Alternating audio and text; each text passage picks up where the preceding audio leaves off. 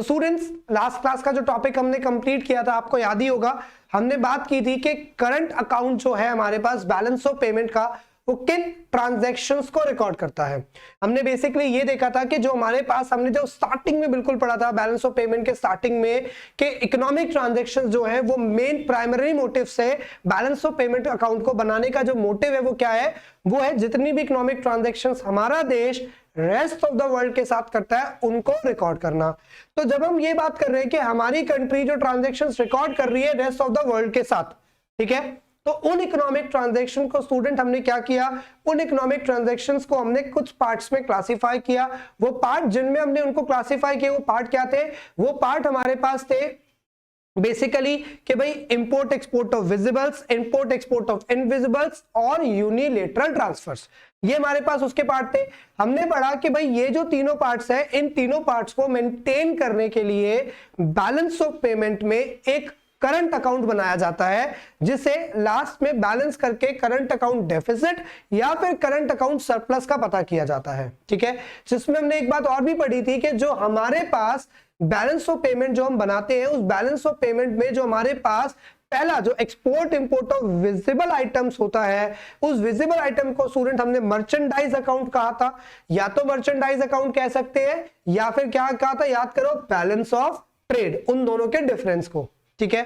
तो ये हमने बेसिकली पढ़ा था। लेकिन हमने उस टाइम पे ये भी चीज डिस्कस की थी स्टूडेंट्स के कंट्री के अंदर दो अकाउंट बनते हैं, एक करंट अकाउंट और एक कैपिटल अकाउंट।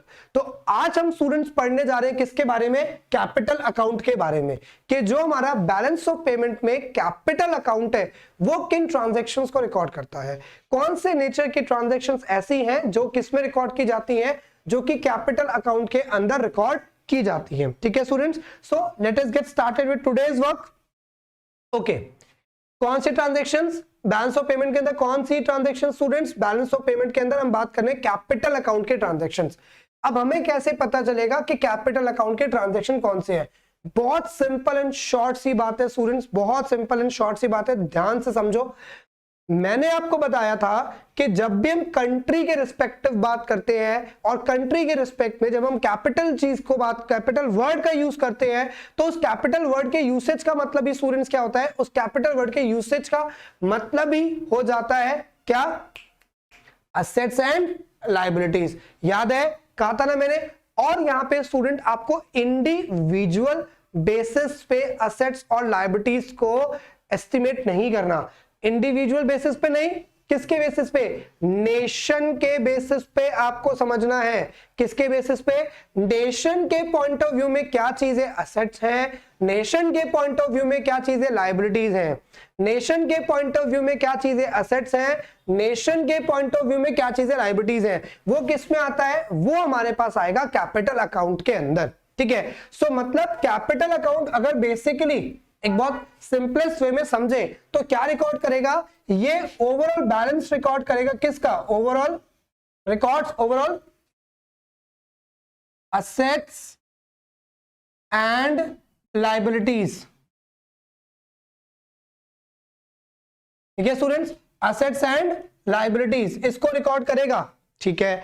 लेकिन क्या सर मेरी अकॉर्डिंग, नहीं, कंट्री के अकॉर्डिंग क्या असेट्स है और कंट्री के अकॉर्डिंग क्या हमारे पास क्या है, लायबिलिटीज हैं, तो उन्हें क्या करेगा, उन्हें रिकॉर्ड करेगा हमारा कैपिटल अकाउंट, ठीक है। चाहे वो रेजिडेंट्स की हो चाहे फिर वो गवर्नमेंट की हो, ठीक है, चाहे वो रेजिडेंट्स की हो, क्योंकि रेजिडेंट्स भी तो कंट्री के है ना। और एसेट्स का मतलब जैसे मैं कंट्री के रिस्पेक्ट समझा देता हूं, असेट्स का मतलब क्या, असेट्स का मतलब ये वो असेट्स नहीं जो अकाउंट्स में असेट्स है, जैसे कि मशीनरी खरीदी, तो वो मशीनरी खरीदना क्या है, वो मशीनरी खरीदना अकाउंटिंग स्टेटमेंट्स के हिसाब से स्टूडेंट एसेट होती है, क्योंकि एसेट है मेरी। लेकिन हमने क्या कहा था, इंपोर्ट ऑफ मशीनरी तुम कर रहे हो तो भैया वो एसेट्स नहीं है, क्यों, that is the trade of visibles. याद करो, इंपोर्ट ऑफ मशीनरी, मशीनरी क्या है, विजिबल आइटम है, तो जो विजिबल आइटम है वो असेट नहीं है। तो ये किस तरह के एसेट्स की बात कर रहा है, ये स्टूडेंट्स बात कर रहा है कैपिटल फॉर्मेशन की, ठीक है। मतलब कोई इंडियन का वहां पे फैक्ट्री सेटअप लगाना या किसी फॉरेनर का यहां पे फैक्ट्री सेटअप लगाना, किसी तरीके से इंडिया या बैंक या प्राइवेट सेक्टर का उन देशों में लोन देना या उन लोगों का हमारे देशों से लोन लेना, मतलब वो ट्रांजैक्शंस जो कंट्री में फॉरेक्स के फ्लो के लिए रिस्पॉन्सिबल होती हैं। किसके लिए? फॉरेक्स की मूवमेंट के लिए। जैसे स्टूडेंट्स मान लो मैंने ये मार्कर यूएस से इंपोर्ट किया, so what I can see it moving from और crossing the territory of United States and coming to the territory of India, so I can easily see, क्योंकि एक विजिबल आइटम है। तो आप कहोगे sir invisible item, तो invisible items को हम देख नहीं सकते, but there is some obligation. What kind of obligation? It's like वो कोई भी ट्रांजैक्शन जो तुमने जस्ट एक ट्रेड के पर्पज से की है, जैसे कि मुझे आपने इंडिया से कांटेक्ट किया कि हमें पढ़ाया जाए, सो मैं यहां से सर्विसेज रिकॉर्ड करके आपको वहां पे सर्विसेज दूंगा, so that will be a trade off invisibles. ठीक है, so what does the meaning of capital account, what does the meaning of real meaning of assets here? यहां पे स्टूडेंट्स रियल एसेट्स का मतलब होता है जब कि कोई प्रोडक्शन कैपेसिटीज का बढ़ना या घटने की जैसी बातें हो जाती हैं, तो वो किस में जाता है स्टूडेंट्स? वो हमारे बैलेंस ऑफ पेमेंट के कैपिटल अकाउंट में जाता है। ठीक है स्टूडेंट्स, आगे बात कर लेते हैं। देखो जो कैपिटल अकाउंट होता है ये मेजरली दो काम करता है, या तो क्या करेगा, या तो अब्सॉर्ब सरप्लस ऑफ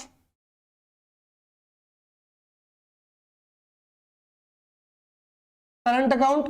ठीक है स्टूडेंट, पहला काम ये क्या करेगा? पहला काम या तो अब्सॉर्ब कर लेगा सरप्लस करंट अकाउंट का, या फिर क्या करेगा, या फिर फाइनेंस करेगा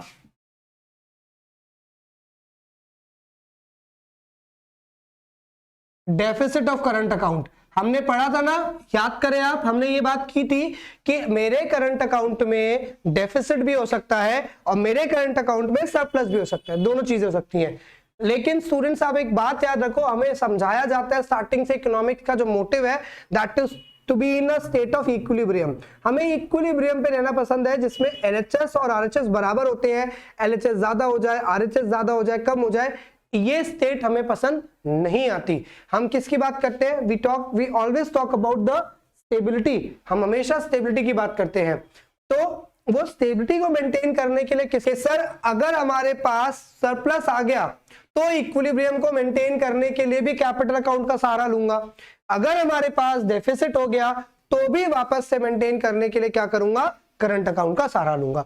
तो दोनों ही केसेस में क्या होगा? सॉरी, कैपिटल अकाउंट का सहारा लूंगा। करंट अकाउंट में डेफिसिट हो जाए, ठीक है, इसे याद होगा आपको, इसे हम क्या बोलते थे? करंट अकाउंट सरप्लस, इसे बोलते थे करंट अकाउंट डेफिसिट। तो इन दोनों ही सिचुएशन को एक तरीके से इक्विलिब्रेट करने के लिए हम किसकी हेल्प लेते हैं students? We always take the help of capital account. So that is the whole idea. तो ये तो कुछ बात समझ में आ गई सर कि बेसिकली हमारा कैपिटल अकाउंट क्या है, बट फर्दर डिटेल में तो जानना है ना। ठीक है, तो फर्दर डिटेल में बात कर लेते हैं students. As I told you कि कैपिटल अकाउंट का मेजर काम क्या है? कंट्री के असेट्स और लायबिलिटीज को रिकॉर्ड करना।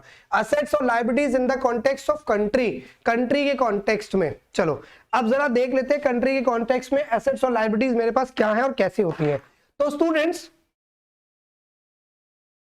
सबसे पहले अगर मैं आपसे बात करूं असेट्स और लायबिलिटीज की, सबसे पहले मैं बात करूं कि कौन सी ट्रांजैक्शन मेरा कैपिटल अकाउंट रिकॉर्ड करेगा, तो सबसे पहली ट्रांजैक्शन जो मेरा कैपिटल अकाउंट रिकॉर्ड करेगा वो स्टूडेंट्स क्या होती है? वो होती है investment to and from abroad. ठीक है, इसका मतलब क्या है? इसका मतलब है कि स्टूडेंट्स या तो मेरी गवर्नमेंट या मेरे प्राइवेट सेक्टर या मेरी गवर्नमेंट या मेरे प्राइवेट सेक्टर बाहर के देशों में किसी भी तरह की इन्वेस्टमेंट कर दे, तो इन्वेस्टमेंट टू। सिमिलरली या तो वहां के प्राइवेट सेक्टर, वहां की गवर्नमेंट, स्टूडेंट्स प्राइवेट सेक्टर क्यों बोल रहा हूं? हम इंडिविजुअल्स नहीं कर सकते ना, हम इंडिविजुअल कौन है? कंज्यूमर है। अगर मैं प्रोड्यूसर होता तो मुझे प्राइवेट सेक्टर में काउंट किया जाता, राइट। चलो, तो या तो वहां के कर दे तो वो क्या है? इन्वेस्टमेंट फ्रॉम है। तो मतलब कैसे रिकॉर्ड करेंगे इसको, ये देख लेते हैं। हमने बेसिकली ये कहना है कि इन्वेस्टमेंट्स बाय प्राइवेट सेक्टर या फिर आप कह सकते हो गवर्नमेंट, ठीक है, या तो प्राइवेट सेक्टर ने किए है, गवर्नमेंट ने किए है, to rest of the world, जो भी इन्वेस्टमेंट करी है कहां पे, रेस्ट ऑफ द वर्ल्ड के अंदर, स्टूडेंट्स जो भी ट्रांजैक्शन किए कहां पे, रेस्ट ऑफ द वर्ल्ड के अंदर, कोई रियल एस्टेट है, कोई कंपनी है, ऐसा हो सकता है ना कि जैसे अदानी ग्रुप्स है, अदानी ग्रुप्स ने क्या कर रखा है, ऑस्ट्रेलिया के अंदर माइंस और कोल ऑस्ट्रेलिया के अंदर क्रूड ऑयल के रिजर्व्स ले रखे हैं, तो वो जो रिजर्व्स लिए हुए हैं वो एक तरह की क्या है, वो एक तरह की उस देश के अंदर इन्वेस्टमेंट है। तो इन्वेस्टमेंट बाय प्राइवेट सेक्टर या फिर गवर्नमेंट या रियल एस्टेट या कोई भी किसी भी तरीके का to rest of the world, अगर रेस्ट ऑफ द वर्ल्ड में किसी भी तरह के इन्वेस्टमेंट करेगा स्टूडेंट्स, तो वो क्या हो जाएगा, वो हमारे पास, अच्छा एक बात सोचने की कोशिश करो, सोचना ध्यान से, यहाँ पे क्या हो रहा है, यहाँ पे हमारी कंट्री क्या कर रही है, यहाँ पे हमारी कंट्री वहां इन्वेस्ट कर रही है, स्टूडेंट्स इन्वेस्ट करने से क्या होगा, फॉरेक्स जाएगा to rest of the world, ठीक है, ये क्या है एक तरीके का, ये है outflow of forex. Student as I told you, किसी भी तरीके से पैसा अगर देश से बाहर गया, पैसा मतलब फॉरेक्स यहां पे बात कर रहा हूं, फॉरेक्स अगर किसी भी वे में बाहर गया तो उस आइटम को क्या माना जाएगा, इस आइटम को माना जाएगा, कौन सा आइटम सोचो, आउटफ्लो, किसी भी तरीके के आउटफ्लो को क्या मानते हैं, डेबिट आइटम। तो ये कहां रिकॉर्ड किया जाएगा, रिकॉर्डेड ऑन डेबिट मतलब नेगेटिव साइड, ठीक है सर, समझ में आ गया, ओके। इसी तरीके से स्टूडेंट्स अगर, ठीक है, इसी तरीके से इन्वेस्टमेंट्स बाय सेम मान लेते हैं, वहां का कोई प्राइवेट सेक्टर या फिर वहां की government from rest of the world, ठीक है, वहां का कोई प्राइवेट सेक्टर, वहां की गवर्नमेंट अगर इन्वेस्टमेंट कर दे तो ये क्या है, that is a case of inflow of forex.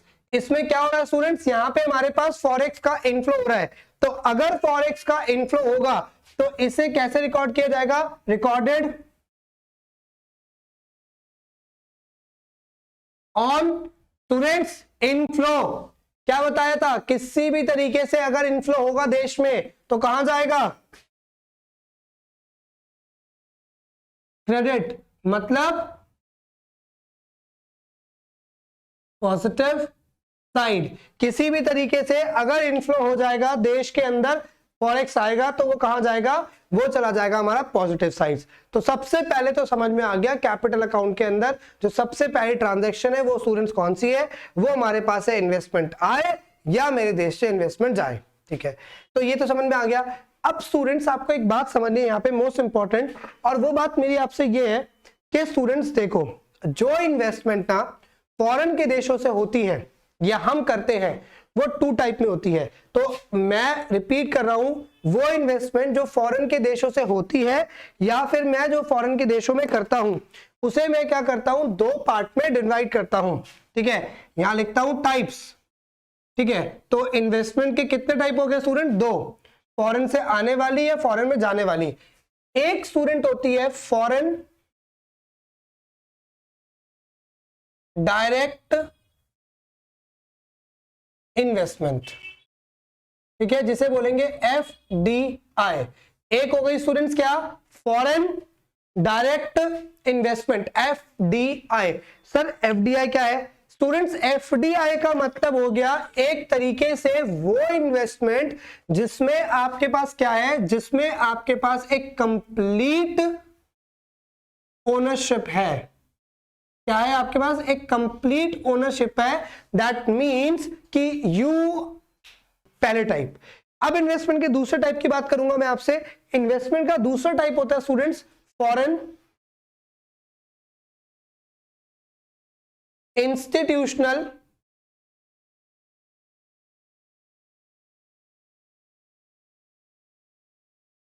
Investment, okay, foreign institutional investment. अब स्टूडेंट्स फॉरेन इंस्टीट्यूशनल इन्वेस्टमेंट क्या हो गया, इसका मतलब हो गया, इसे बोलते हैं हम पोर्टफोलियो, कई जगह पे आप पढ़ेंगे इसको पोर्टफोलियो इन्वेस्टमेंट लिखा हुआ, या तो इसे आप बोलोगे पोर्टफोलियो इन्वेस्टमेंट या FII, देखो बहुत जगह लिखोगे FII, ठीक है। तो ये हो गया FII, पोर्टफोलियो इन्वेस्टमेंट। इसका मतलब क्या हो गया स्टूडेंट्स, इसका मतलब हो गया कि कोई फॉरेन से यहां पे या हम यहां से फॉरेन में इन्वेस्टमेंट कर रहे हैं in the form of some shares, bonds या फिर म्यूचुअल फंड्स,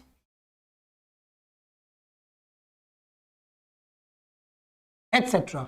मतलब समझे आप कुछ, मतलब अगर मैं सिक्योरिटीज की फॉर्म में इन्वेस्टमेंट करता हूं स्टूडेंट्स, ठीक है, तो उसे कहा जाएगा foreign institution investment. Sir securities की फॉर्म में मतलब, इसका मतलब है भैया तुम्हारी ओनरशिप नहीं है, मैंने एप्पल इंक के शेयर्स परचेज कर लिए, that will be a part of foreign institution investment, क्योंकि एप्पल इंक के शेयर कंप्लीट परचेज करने पे I will not be awarded by the ownership, ठीक है, मुझे कोई ओनरशिप नहीं मिलने वाली, ना मैं कंपनी के प्रॉफिट्स और लॉसेस के लिए जिम्मेदार हूं। यहां तो तुम्हारी एक तरह से एक ऑब्लिगेशन बन जाती है कि कंपनी का प्रॉफिट और लॉस हुआ, क्योंकि तुम भी तो थे ना मैनेजमेंट में भैया, चाहे तुम 28% पे थे, 42% पे थे, 51% पे थे, 79% पे, लेकिन तुम थे, तो तुम रिस्पॉन्सिबल हो सकते हो। लेकिन यहां तो मैं शेयर करके बैठा था भाई, तुम्हारा फोन चल गया तो मेरे को शेयर प्राइस बढ़ेगा तो मुझे फायदा हो जाएगा, तुम्हारा कंपनी नहीं चला, तुम्हारा फोन लॉन्च किया बेकार निकल गया, तुम्हारी शेयर वैल्यू डाउन हो गई तो मेरा लॉस हो गया, मैं तो घर बैठा हुआ था, मैंने कुछ नहीं किया, मैं रिस्पॉन्सिबल नहीं हूं।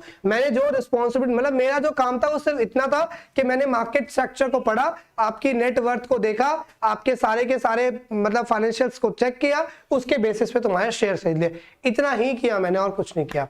तो ये स्टूडेंट्स हमारे पास पहला क्या हो गया, ये हमारे पास पहला हो गया investment to and from abroad, जो कैपिटल अकाउंट के अंदर रिकॉर्ड किया जाता है, जिसमें आपके पास क्या होता है, फॉरेक्स आता है या फिर फॉरेक्स देश से जाता है। तो हमने देखा यहां पे देखो, अब अगर तुम इन्वेस्टमेंट कर रहे हो तो सिर्फ फॉरेक्स चला गया या फॉरेक्स आ गया। जैसे एग्जांपल लो, मान लो टाटा ग्रुप ने क्या किया, टाटा ग्रुप में जर्मनी में जाकर के अपना एक बहुत बड़ा प्लांट स्टार्ट किया, जिससे कि जो टाटा की जितनी भी कार्स हैं, ट्रक्स हैं, हैवी मोटर जो टाटा बनाते हैं, उनको और फायदा मिल सके। समझ में आ रहा है, इन्वेस्टमेंट किया, FDI किया, ठीक है। स्टूडेंट्स वहां से वो जमीन का टुकड़ा काट के नहीं ले आएंगे यहाँ पे कि चलो यार बड़ा अच्छा लग रहा है देख करके, चलो अपने देश लेके चलते, नहीं, वो वहीं रहने वाला है। फॉरेक्स मूव कर गया वहां पे। सिमिलरली जब एप्पल इंक ने बैंगलोर में इन्वेस्टमेंट करा तो वो बैंगलोर का प्लांट उठा के US नहीं लेके चले गए, वो यहीं रहेगा, यहीं पे ऑपरेटिव बनाएंगे उसको, यहीं पे काम करेंगे। सो इस तरीके से होता है कि यहाँ पे सिर्फ फॉरेक्स का फ्लो होता है,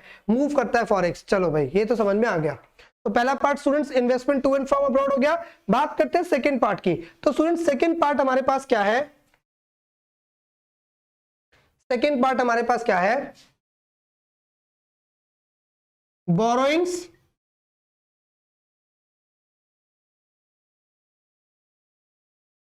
from and lending to abroad.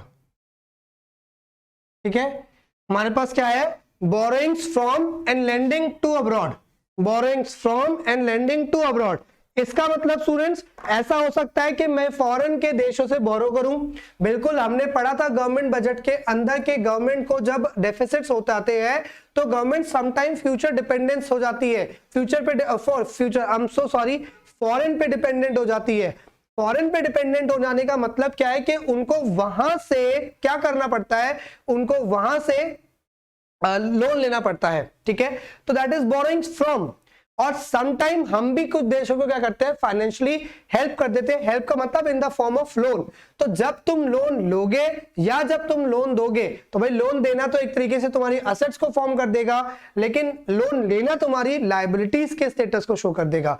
तो ठीक है, तो borrowings from and lending to abroad का मतलब क्या हुआ कि मतलब किसी भी तरीके से, मान लो किसी भी वे में, किसी भी तरीके से क्या हुआ कि हमारे देश ने क्या किया स्टूडेंट्स, हमारे देश ने की बोरोइंग्स। कौन करेगा, या तो प्राइवेट सेक्टर कर रहे हैं, उनकी फाइनेंशियल मार्केट से बोरो कर रहे हैं, ठीक है, या तो फिर हमारी गवर्नमेंट, जैसे वहां पे यही लोग है ना, या फिर बोरोइंग्स बाय प्राइवेट सेक्टर या फिर गवर्नमेंट, ठीक है, from rest of the world. Students please यहां पे ध्यान दें, बोरोइंग करने से देश में फॉरेक्स आएगा। It's a case of inflow. देखो ध्यान से, बोरो करूंगा तो पैसा आएगा, तो मतलब it's a case of inflow. तो जब तुम्हारे देश में इनफ्लो होगा, जब तुम्हारे देश में इनफ्लो होगा, तो that will be a case of what, that will be a case of, ये इनफ्लो है। और स्टूडेंट्स इनफ्लोज कहां रिकॉर्ड किए जाते हैं, चेक करो, रिकॉर्डेड ऑन डेबिट साइड, है ना? बिल्कुल गलत, कुछ नहीं सुन रहे, recorded on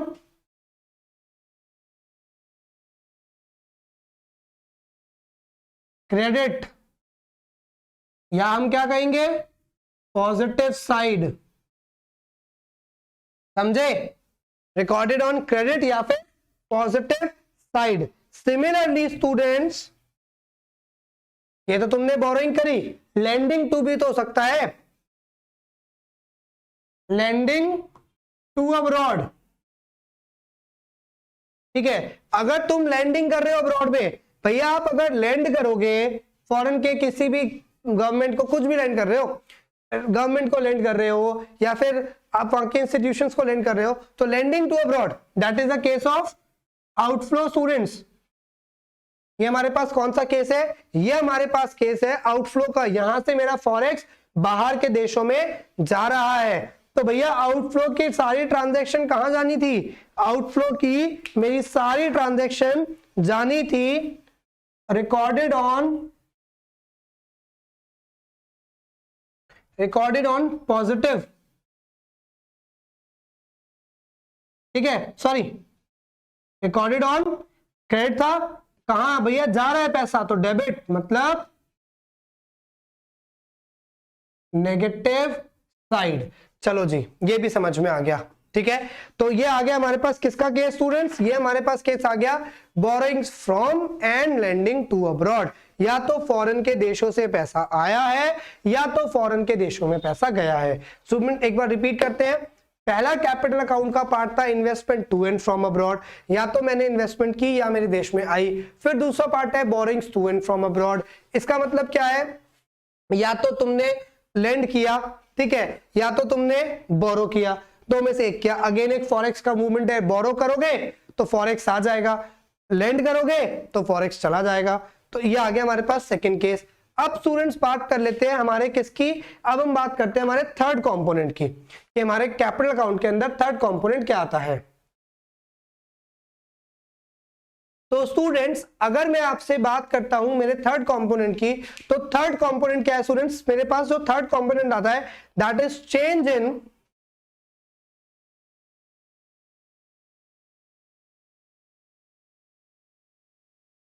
in forex reserves. Students क्या आता है इसके अंदर, मेरे पास चेंज इन फॉरेक्स रिजर्व्स। अगर मेरी कंट्री के अंदर जितने भी ऑफिशियल रिजर्व्स है, इन्हें ऑफिशियल रिजर्व्स भी कहा जाता है, मेरी कंट्री के अंदर जितना भी फॉरेक्स का रिजर्व्स है वो जब चेंज होगा तो उसको रिकॉर्ड करेंगे। स्टूडेंट्स यहां ना एक चीज ध्यान से देखना, भैया फॉरेक्स का रिजर्व बनाएगा कौन, government, state bank of India, axis bank, Kotak Mahindra bank, नहीं एचडीएफसी, नहीं स्टूडेंट्स, हमारे पास फॉरेक्स का रिजर्व बनाने के लिए हमने बैंकिंग में पढ़ा था कि हमारी कंट्री के अंदर कैश रिजर्व और जितना भी फॉरेक्स है इनका रिजर्व बनाने के लिए कौन सी ऑर्गेनाइजेशन या कौन सा डिपार्टमेंट, ठीक है, कौन सा इंस्टीट्यूशन रिस्पॉन्सिबल है। तो हमें आंसर आया था कि जी जो जितना भी रिजर्व देश के अंदर बनाया जाएगा उन सारे तरीके को रिजर्व्स को, फॉरेक्स का जो रिजर्व बनाया जाएगा सर, उसके लिए who will be responsible, the forex reserve will be held by the reserve bank of India. हमारे देश इंडिया में जितना भी फॉरेक्स का रिजर्व है वो कौन बनाएगा, वो बनाएगा मेरा रिजर्व बैंक ऑफ इंडिया, ठीक है। अब इसके फॉरेक्स के रिजर्व्स में भी क्या होता है स्टूडेंट्स, इसके फॉरेक्स के रिजर्व्स में भी चेंज आता है, या तो बढ़ जाएंगे या तो घट जाएंगे। समझना यहाँ पर एक पॉइंट ध्यान से, जिसमें एक बहुत इंपॉर्टेंट पार्ट होता है एनआरआई डिपॉजिट्स, जिसके अंदर एक बहुत इंपॉर्टेंट पार्ट मेरे पास क्या होता है स्टूडेंट्स, एक बहुत इंपॉर्टेंट पार्ट मेरे पास जो मेरे रिजर्व्स को चेंज करता है, उसमें क्या आता है, वो मेरे पास आता है एनआरआई डिपॉजिट्स।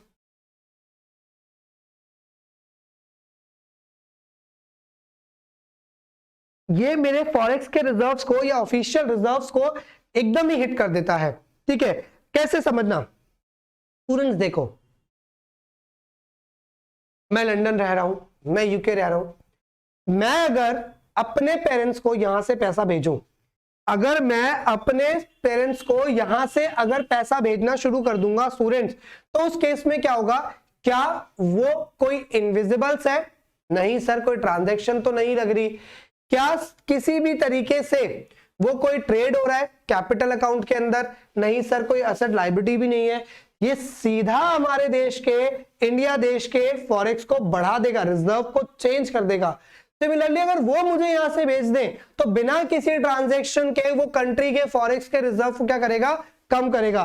तो स्टूडेंट्स, जब आपके कोई भी ट्रांजैक्शंस आपके डायरेक्ट फॉरेक्स के रिजर्व्स को बढ़ा देते हैं या घटा देते हैं, तो वो कहां पे जाता है, वो हमारे पास जाता है चेंज इन फॉरेक्स रिजर्व्स के अंदर, जिसमें से एक बहुत बड़ा पार्ट कौन फॉर्म करता है स्टूडेंट्स, बहुत बड़ा पार्ट फॉर्म करता है एनआरआई डिपॉजिट्स। तो मतलब मेरे पास कैपिटल अकाउंट में तीन चीजें आ गई, investment to and from abroad, borrowing from and lending to abroad, और तीसरा चेंज इन फॉरेक्स रिजर्व, जिसमें हमारे पास क्या आ गया, एनआरआई डिपॉजिट्स आ गया। तो ये बात समझ में आ गई हमारे पास किसकी, कैपिटल अकाउंट की। स्टूडेंट यहाँ पे एक चीज तो पे बहुत इंपॉर्टेंटली ध्यान देनी है, वो समझो।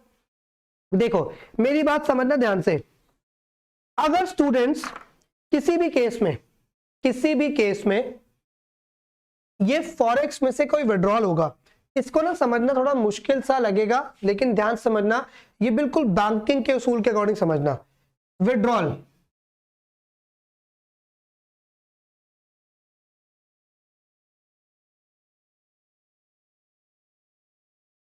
विड्रॉल ऑफ फॉरेक्स, भैया आप क्या कर रहे हो, फॉरेक्स को विड्रॉ कर रहे हो। ठीक है, तो अगर हम फॉरेक्स को विड्रॉ करेंगे तो बेसिकली स्टूडेंट्स ये जाना कहां पे चाहिए, सोच के देखो। अब देखने में लगता है सर विड्रॉल ऑफ फॉरेक्स कम हो रहा है, मतलब आउटफ्लो के तौर पे लग रहा है देखने में, है ना, आउटफ्लो के तौर पे। तो आउटफ्लो तो कहा जाता है सर, आउटफ्लो जाता है नेगेटिव साइड, मतलब डेबिट।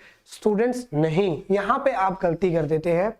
ये मेंटेन कौन कर रहा है, ये वाला पर्टिकुलर रिजर्व वाला पार्ट मेंटेन कौन कर रहा है, ये आरबीआई मेंटेन कर रहा है। अब क्योंकि ये आरबीआई मेंटेन कर रहा है, तो ये सीधा सीधा आरबीआई के रिजर्व्स को हिट कर देगा। ये सीधा किसको, रिजर्व को हिट करेगा, आरबीआई के। तो RBI is now acting as a bank, RBI एक बैंक की तरह यहां पे एक्ट कर रहा है रिजर्व्स के मामले में। तो भाई अगर तुम्हारे अकाउंट से पैसा विड्रॉ कर लेते हो तो उसे कहां लिखा जाता है स्टूडेंट्स, अगर तुम्हारे अकाउंट से पैसा विड्रॉ करते हो तो कहां जाता है, बैंक उसे कौन सी एंट्री मानता है सर, क्रेडिट एंट्री मान लेता है बैंक उसे, है ना। बैंक उसे क्या मानता है, बैंक उसे क्रेडिट एंट्री मानता है, क्योंकि बैंक अपने पार्ट पे उसे रिकॉर्ड करता है। तो मतलब विड्रॉल ऑफ फॉरेक्स स्टूडेंट कहां जाएगा, ये जाएगा आपका पॉजिटिव साइड, मतलब क्रेडिट आइटम के तौर पे जाएगा ये। ठीक है, सिमिलरली स्टूडेंट्स अगर एडिशन होगा तो ये एक तरीके से क्या करेगा, एक तरीके से आपके रिजर्व बैंक की लायबिलिटी को बढ़ा देगा। अगर आप एडिशन कर देते हैं फॉरेक्स का, तो फॉरेक्स का एडिशन क्या करेगा स्टूडेंट्स, एक तरीके से फॉरेक्स का एडिशन आपके जो आरबीआई है उसकी लायबिलिटी बढ़ाएगा, और क्योंकि वो लायबिलिटी को बढ़ाएगा तो वो कहां जाएगा स्टूडेंट्स, पॉजिटिव, तो वो जाएगा आपका नेगेटिव साइड। ये बैंक अपने पार्ट पे बना रहा है, तो बैंक अपने अकाउंट मेंटेन कर रहा है, यहाँ पे वो देश के पार्ट पे कर रहा था, वहां वो अपने अकाउंट को मेंटेन कर रहा है। तो इसलिए ये चीज हमें याद रखनी है स्टूडेंट, क्योंकि बैंक अपने पार्ट पे देख रहा है, वो कहेगा भैया मेरी फॉरेक्स बढ़ने से मेरी लायबिलिटी बढ़ती है, तो भैया लायबिलिटी बढ़ती है तो भैया नेगेटिव साइड डेबिट आइटम करूंगा उसको। ठीक है, और जब घटती है लायबिलिटी तो भैया मैं उसे क्या मान लूंगा, तो मैं उसे अपना क्रेडिट या पॉजिटिव आइटम मान लूंगा। तो इस हिसाब से स्टूडेंट्स हमारे पास जो ओवरऑल कैपिटल अकाउंट है उसमें कितने ट्रांजैक्शंस, कितने आइटम्स आ गए, 3, investment to and from abroad, इसके बाद हमारे पास आ गया borrowing from and lending to abroad, और तीसरा हमारे पास आ गया students change in forex reserves, कि फॉरेक्स के जो रिजर्व्स है उनमें क्या है, उनमें हमारे पास चेंजेस आए हैं। तो बेसिकली ये 3 हमारे क्या हो गए कैपिटल अकाउंट के ट्रांजैक्शन।